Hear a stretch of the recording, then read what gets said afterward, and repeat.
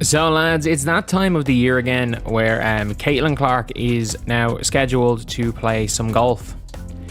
Or it's the golf tour again. So Caitlin Clark is returning to the Annika to participate in the LPGA's Well, here we go again with Caitlin Clark. She just shook up the entire sports world. And get this, it had nothing to do with basketball this time. Her surprise appearance at an LPGA event had everyone buzzing. The media was going absolutely wild. And honestly, the WNBA looked like they totally forgot how to even tweet. So, here's a real question for you. Did the LPGA seriously do a better job promoting Caitlin Clark than her own league? Let's break this down. Because what went down at that LPGA Pro-Am wasn't just some regular celebrity golf thing. What's crazy is it turned into a full-on marketing masterclass. Seriously, the WNBA... Caitlin Clark will compete in the Annika Pro-Am. This is gonna be fire. Y'all know she set the whole golf world on fire last year, had everybody tuned in. The ratings jumped up crazy. NBA just got schooled right in their own backyard. Next on the team, Caitlin Clark. Applause. Listen, Caitlin Clark just arrived, flashed a smile, and swung a guard. Next on the team, Caitlin Clark.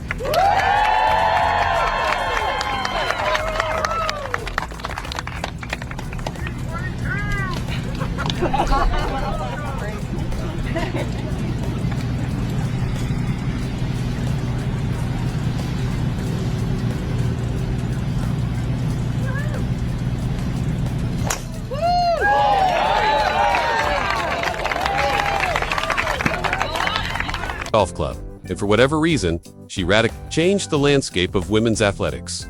In reality, this was meant to be a very low-key charity event, featuring a few sportsmen and golf stars.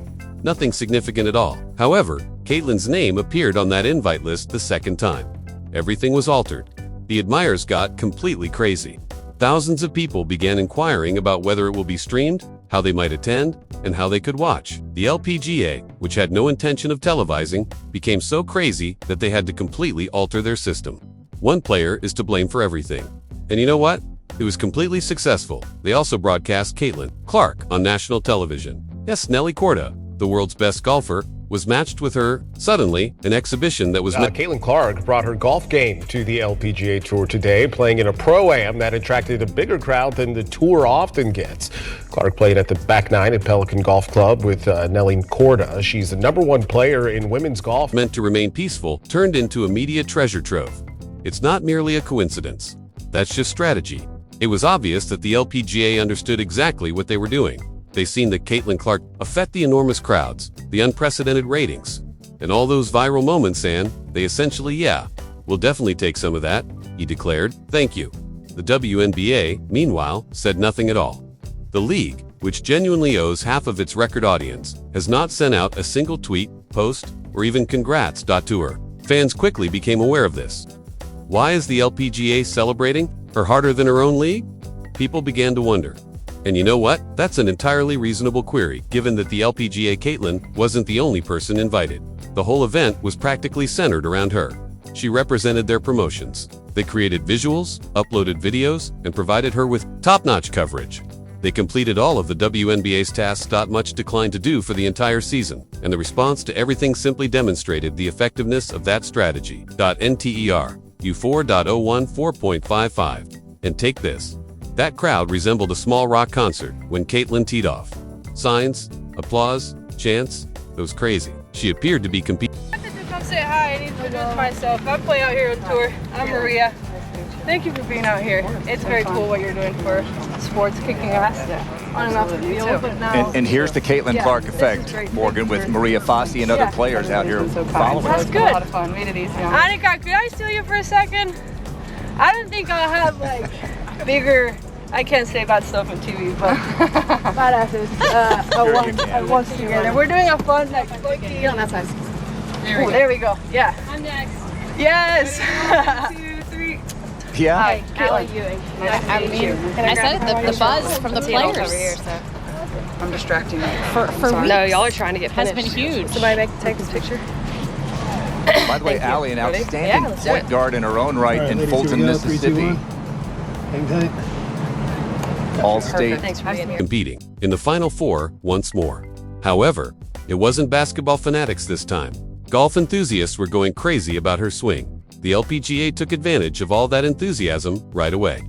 Highlight videos of her talking about her golf form, taking photos, signing autographs, and smiling with fans were shared. Queen of the Court. Meet Queen of the Course was the caption they used. You do it precisely that way. They took advantage of her enormous popularity and made it a win for everyone. An entirely new audience was introduced to the LPGA. Fans adored every moment of Caitlin's appearance as a global spokesperson for women's sports. The LPGA truly needed this kind of boost. Let's face it, although golf isn't particularly well known for being popular on the internet, Caitlin quickly altered that. She was everywhere for 2 days in a row. Golf Digest, Yahoo Sports, ESPN, and Bleacher Report have all discussed her stroke, grin, and personality. Suddenly, even those who had never watched a single game of golf were discussing the LPGA. That's what happens when you really grasp star power. My friends, the WNBA still hasn't figured that out, because the WNBA genuinely appeared to be lurking in the shadows and pretending not to notice, while the LPGA was making waves by embracing Caitlin. Nothing at all, not a single highlight clip, no cross-promotion, no mention. They seem to be allergic to quality pay, and that's why supporters are so extremely irritated. You know, this whole event was more than simply golf. It has to do with opportunity. The LPGA seized the opportunity to introduce their sport to a whole new audience. Conversely, the WNBA has spent the past year acting as though Caitlin Clark's celebrity is a problem that needs to be handled rather than something that should be celebrated. Recall how, early in the season, the league hardly advertised her games, or how, unless it was absolutely necessary, they didn't appear to want to share her best moments. Additionally, the commissioner herself had to explain remarks regarding the league not being centered around a single player. Yes, that's all. And now they're watching as the same player dominates national headlines in another sport. People claim that the WNBA appears to be in a panic because they are aware of what they are losing. Caitlin Clark is more than simply a basketball player. As this LPGA event demonstrated once more, she is a brand, she is a force, she is a walking advertising machine. Fans, wherever she goes. Additionally, people note how much more valued she appears when she ventures outside of the WNBA bubble. As she just did, she received royal treatment at the LPGA, fans cheering, athletes grinning, and encouraging interviews. Her spotlight was too bright. According to no one was complaining about media coverage. It was sheer joy. To be honest, it hurts because the LPGA didn't think twice. They were fully aware of what they possessed. They thanked her for putting her in the spotlight. In the meantime, there was absolutely no reaction from the WNBA at this significant turning point. Our girl Caitlin's taken over the fairway, but nope, nothing. You would think they would at least retweet a golf video. It was immediately called out by fans. Their official paid page was inundated with comments. Why do you act as though she doesn't exist? You ought to express gratitude to her for the unprecedented ratings. LPGA is performing your duties more effectively than you. And since this was the simplest PR victory imaginable, none of that is incorrect. They could have shared the event by simply posting anything.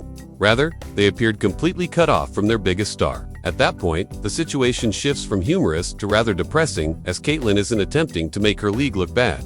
She is not engaging in questionable behavior. She's not whining. She is simply doing what she has always done, which is to show up, put in a lot of effort, and raise awareness of women's sports. However, each time a different organization supports her, as the LPGA recently did, it only serves to highlight the WNBA's silence. To be honest, nobody is harmed by Caitlin's celebrity. Everyone benefits when she becomes popular. Millions of people watch her games. Her jersey is sold out. Her interviews increase the league's visibility. Why fight it? Then, why act as though she is in the sports space when she obviously is? It seems as though the WNBA is afraid to acknowledge what all fans already know, that Caitlin Clark is the greatest thing the league has seen in a long time. Additionally, if they don't start behaving that way, they risk losing her interest to companies that genuinely understand how to handle it. Because the LPGA currently serves as an example of how to treat female athletes with dignity, gratitude, and astute marketing. They didn't cause any awkwardness. They didn't give it too much thought. They just remarked, "She's a star. She is present. Let's commemorate it." In the meantime, quiet is being turned into a complete PR catastrophe by the WNBA. Fans are upset. The sports media is blaming people. Additionally, impartial analysts are expressing what everyone is thinking. The WNBA seems utterly out of touch because to the LPGA, furthermore, Caitlin is not to blame for that. It's the league. Because one straightforward reality was shown by the entire incident. Sport develops when you genuinely honor your achievements. You completely lag behind when you attempt to conceal them. This is where things become even more intriguing, because Caitlin wasn't only invited by the LPGA for a brief appearance. They purposefully made her the focal point. Nelly Korda, the world's best golfer, was matched with her. That would be like, 2. Putting A.A. Wilson and Caitlin Clark on the same court and telling them to go break the internet. The event changed from being merely a golf competition to a cross-cultural exchange as soon as the two teed off. The LPGA was hosting a moment rather than merely a game. Social media was inundated with pictures of Caitlin and Nelly laughing, smiling, and strolling the course. Every media organization, including ESPN, Bleacher Report, Barstool, and others, was publishing it. Comments like "I don't even watch golf, but this is iconic" were made by folks who didn't even know a single golf regulation. And that's the main idea. People were moved by Caitlin. The LPGA took full advantage of such enthusiasm. They shared videos, behind-the-scenes videos, and remarks from Caitlin discussing how much fun she was having. They treated her like one of their own. They completely understood. They were aware that Caitlin wasn't detracting from golf. It was being brought by her. It's all crickets back in WNBA land. Fans were incensed by their silence because, as Caitlin Clark has demonstrated, the league as a whole wins when she does. The LPGA recognized that right away. They recognized a chance to mix audiences, golfers and basketball fans, and it was a huge success. Sales of tickets surged. Engagement on social media tripled. The merchandise was sold out. Caitlin's visit was practically transformed by the LPGA into a development event for their sport. Because of all the attention she generated, they even attracted new followers from outside. That is not fortuitous. That is astute, well-thought-out marketing. Now contrast that with the way the WNBA has treated Caitlin since the beginning.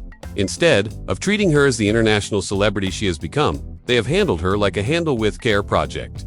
They have attempted to lessen her prominence in the hopes that everyone receives equal attention, rather than promoting her as the league's primary spokesperson. However, it isn't how sports celebrity operates. Every league has a personality, someone who attracts admirers. Jordan, Kobe, and LeBron were the NBA's top players. Pretending otherwise doesn't make things fair, because the WNBA currently has Caitlin Clark. It simply slows things down, because she is the one who attracted the record-breaking crowds, the new viewers, and the sponsorships, whether the league acknowledges it or not. Her games routinely receive the greatest ratings of the season, which is proof. Additionally, their numbers decreased when she stopped playing. It's not a coincidence. That is the power of a star. And the LPGA saw it right away. They didn't consider whether it was fair or wait for approval. Caitlin is here. They said, "Excellent. Let's turn it into a show." They realized that telling a story to supporters helps women's sports flourish. And that tale is Caitlin. She is marketable, talented, modest, and, let's face it, she makes a lot of money. Sponsors are concerned because of this. The media covers it because of this. Fan bases are created in this way. And that was demonstrated in real time by the LP event. Even the players at the event accepted pure support rather than jealously, side remarks, or passive-aggressive energy. Nelly Korda even complimented Caitlin afterward, stating that she gave the sport a fun, new vibe, because it expressed respect rather than competitiveness. That comment alone made news. In the meantime, players in the WNBA have been complaining about Caitlin's attention for the entire season. Fans are genuinely fed up with it, because it simply highlights how petty the WNBA attitude surrounding her has been. When you see the LPGA, an entirely different sport, embracing her, she was treated like a VIP by the LPGA. In exchange, Caitlin provided them with real organic attention, the best type of PR any league could hope for. She grinned. Autographs were signed by her. She posed for photos with admirers. She even made a joke about how good she was at golf, adding something like, "I hope I don't hit anyone today." Fans thought it was fantastic. It was genuine. It was modest. Additionally, it gave everyone a sense of inclusion. That's how you win them over. The nicest part is that everything was posted by the LPGA. They had no fear of being overexposed. They were aware that more eyeballs equated to greater growth. After the event, Caitlin had become popular once more. It's due to pure optimism rather than drama or controversy. Here, that's the true distinction. Caitlin's visit was made into a celebration by the LPGA. Tension is created by the WNBA. Fans are referring to this entire situation as a huge wake-up call because of this. Because the WNBA was essentially allowing another league to grab the show while the LPGA was busy growing their fan base. Not that the WNBA couldn't have joined in on the fun either. They could have reposted a highlight, shared videos, and applauded her. Anything to demonstrate some solidarity, but they remained silent once more. At this point, there is a pattern. The league always reacts in the same way when Caitlyn does something significant outside of the WNBA. Quiet. When she violated attendance records, it took place. When her jersey became the best-selling item, it took place. Now it's occurring once more. Fans are making the connections, while another sport honors her accomplishments. Additionally, it doesn't seem good because it appears that the people who gain the most from Caitlyn's influence are the only ones who are unaware of it. Even sports commentators have begun to point it out. The LPGA treated Caitlyn like the superstar she is. Someone commented, "She is treated like a publicity scammer by the WNBA." It's nicely summed up in that one line. She is viewed by the LPGA as a conduit to new supporters. She is treated as a distraction by the WNBA. What do you actually think? Then, did the LPGA simply demonstrate their methods to the WNBA? Was the league greatly embarrassed, or was this a fun crossover moment? Tell me in the comments. If you liked this analysis, please remember to hit like, subscribe, and ring that bell, since we won't stop criticizing poor sports marketing anytime soon. Meanwhile, those who followed Memphis culture closely kept saying that the city's emotional history cannot be separated from any conversation happening today.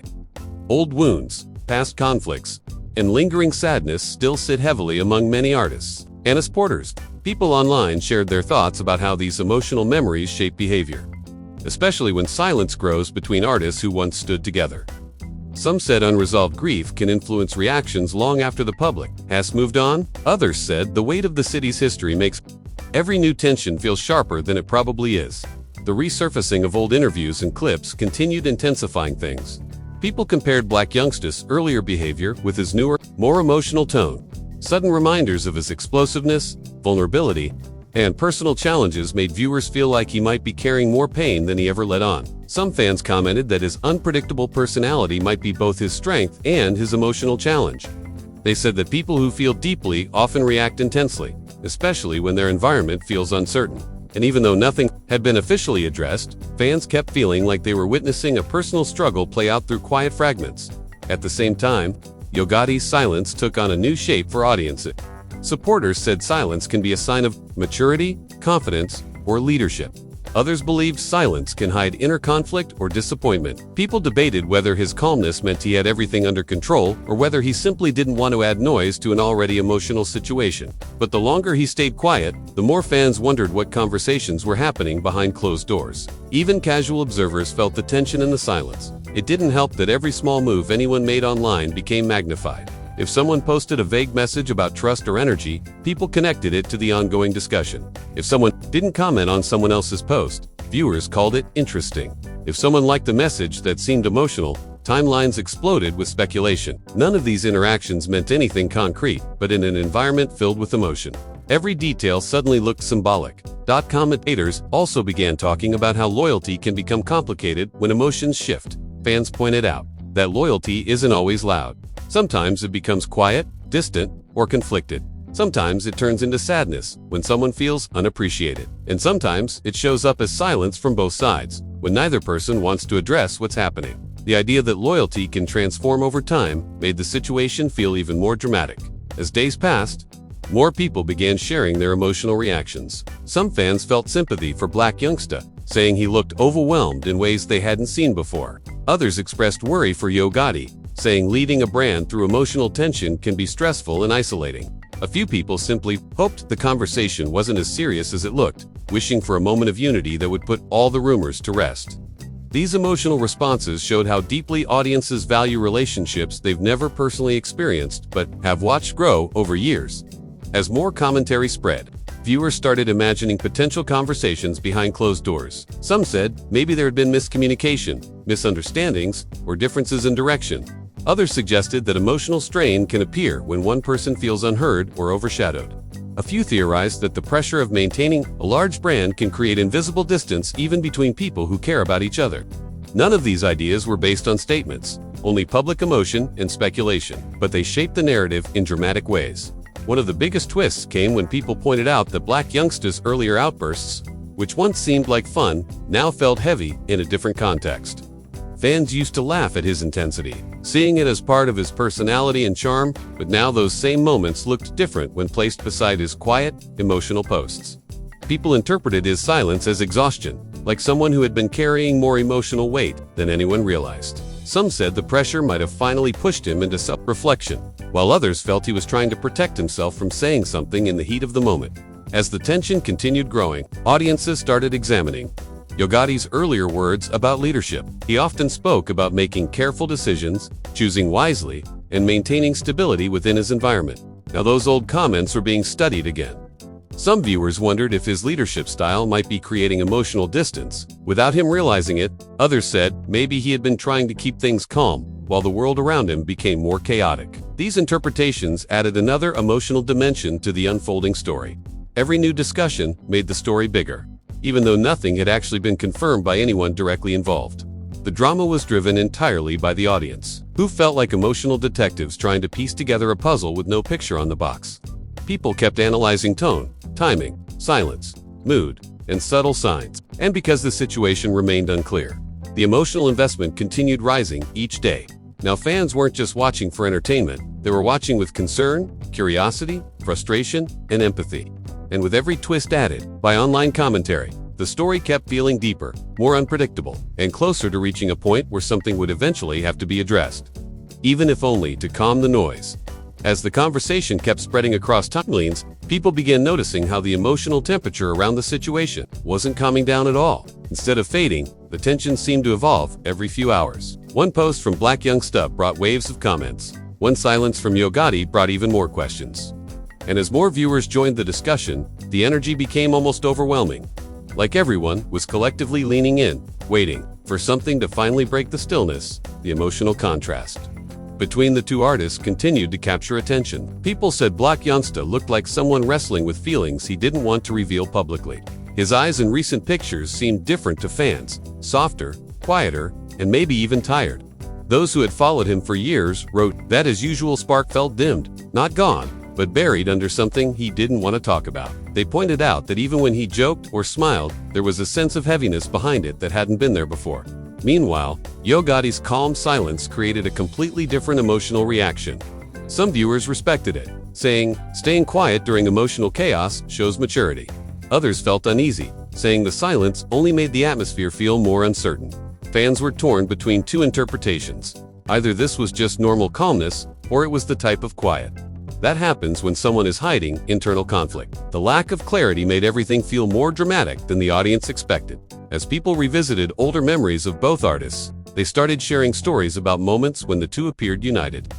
Old performances, interviews, backstage, clips, birthday celebrations, and studio sessions resurfaced across timelines. Viewers wrote paragraphs about how strong their bond once looked, how their interactions felt genuine, and how their chemistry always seemed natural. These memories created an emotional contrast that made the current tension feel even heavier.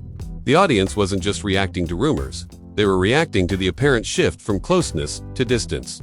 The emotional weight increased further when fans began discussing how sudden silence can sometimes hurt more than open conflict. A few wrote that when someone stops responding, stops appearing beside you, or stops showing the same energy, it can feel like a slow, emotional drift. And whether that drift was real or imagined, it affected how people viewed the situation.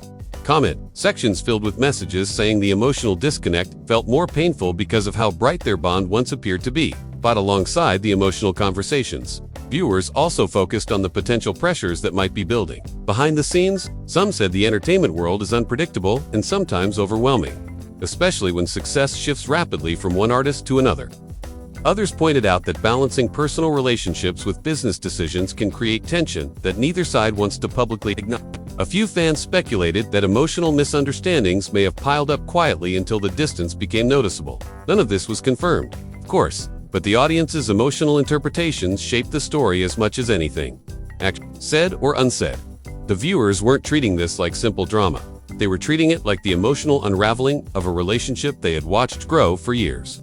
And the deeper the emotions ran, the more intense the speculation became. As the commentary continued spreading, people began noticing how certain small details seemed to carry emotional meaning. If Black Youngsta posted a sad lyric, fans connected it to the rumored tension. If Yogati posted something motivational, people saw it as him addressing the situation indirectly. If either of them avoided mentioning each other for too long, timelines filled with messages saying the silence felt intentional. The emotional environment had become so charged that even ordinary actions seemed loaded with hidden meaning. Some viewers mentioned that emotional distance can sometimes build slowly without any major fallout. They talked about how working closely with someone for years can create unspoken expectations. And when those expectations shift, the silence can feel like a heartbreak. Others said that when someone feels unheard or overshadowed, they might pull back emotionally without ever saying why. These ideas resonated with fans who felt they were witnessing a quiet, emotional separation. Whether it was real or imagined, there were also conversations about the emotional complexity of loyalty. Fans debated how loyalty can look different depending on someone's personality. For Black Youngsta, loyalty always looked loud, expressive, and emotional. For Yo Gotti, loyalty always looked calm, firm, and measured. But when pressure hits, those differences can clash. Viewers said one person might express hurt openly, while the other expresses it quietly, creating a misunderstanding neither side intended. This emotional contrast made the situation feel even more unpredictable. As the drama continued, people started looking deeper into the emotional side of Stan G's commentary. Many said he sounded like someone who had watched similar situations unfold before, someone who understood how emotional roles inside a brand can shift when stress builds. His tone made people believe he was describing a pattern, not a specific person. But because the audience connected his words to Black Youngsta, it intensified the emotional picture even more. Some saw it as a warning, others might ignore. Others saw it as his way of encouraging someone to protect their peace. As the speculation reached new heights, fans also began imagining how each artist might be feeling privately. Some said Black Youngsta might be dealing with emotional exhaustion, trying to manage pressure from the industry while also processing personal struggles. Others said Yo Gotti might be silently balancing leadership stress with concern about maintaining harmony within the brand. These imagined narratives made the situation feel even more layered. Even though none of it was spoken directly by either artist, with each passing day, new discussions emerged. Fans expressed frustration over the silence, wishing someone would finally clarify the situation. Others said maybe silence was the healthier option, especially when emotions run high. A few believed that both sides might be trying to avoid saying something they would regret later. This mixture of fear, hope, sadness, curiosity, and loyalty created an emotional storm that continued building without any resolution. The situation became so emotionally intense that people began projecting their own experiences onto it. Some fans related it to friendships they had lost without explanation. Others compared it to moments when they felt betrayed by someone they trusted. A few even said the uncertainty reminded them of quiet breakups that happened without closure. This level of emotional projection deepened the audience's connection to the story, making it feel more personal even though they were only watching from the outside. And through all of this, one idea kept resurfacing again and again: the fear that someone might feel emotionally alone inside a crowded world. People pointed out that fame can magnify loneliness, making silence feel louder and misunderstandings feel heavier. Fans said they hoped both artists were surrounded by people who truly cared about their emotional well-being, regardless of what was happening with the brand. As speculation continued spreading, the atmosphere around the situation grew heavier. Some viewers felt like the emotional silence between the artists was reaching a breaking point.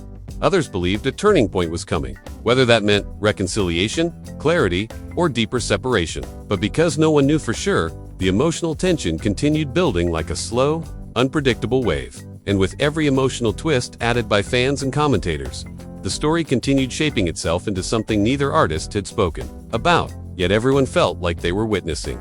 Whenever you're ready, I'll write the final 300-word conclusion and call to action in the same tone and rules. As more voices joined the conversation, one thing became clear across every platform: nobody truly knows what is happening behind the scenes, yet everyone feels something shifting. The silence, the emotional posts, the distance, the resurfaced memories, the heavy commentary, all of it blended together into a story that feels bigger than the small clues it began with. Fans aren't treating this like simple entertainment anymore. They're treating it like watching two people who once stood side by side slowly drift into a place filled with unspoken feelings and unresolved tension. Yours keep saying they hope the situation is nowhere near as serious as the online emotion makes it seem. Others believe this moment could become the turning point where both artists decide to rebuild the unity people thought would last forever. And some feel that maybe this distance is temporary, something caused by pressure, stress, or misunderstandings that time will eventually soften. But until someone speaks openly, the emotional weight of everything remains suspended in the air, leaving people waiting, wondering, and replaying every small detail. The only thing certain right now is how deeply connected the audience is to this story. People feel the tension, the silence, the uncertainty, and the hope, all at the same time. And whether this moment becomes a storm or a lesson,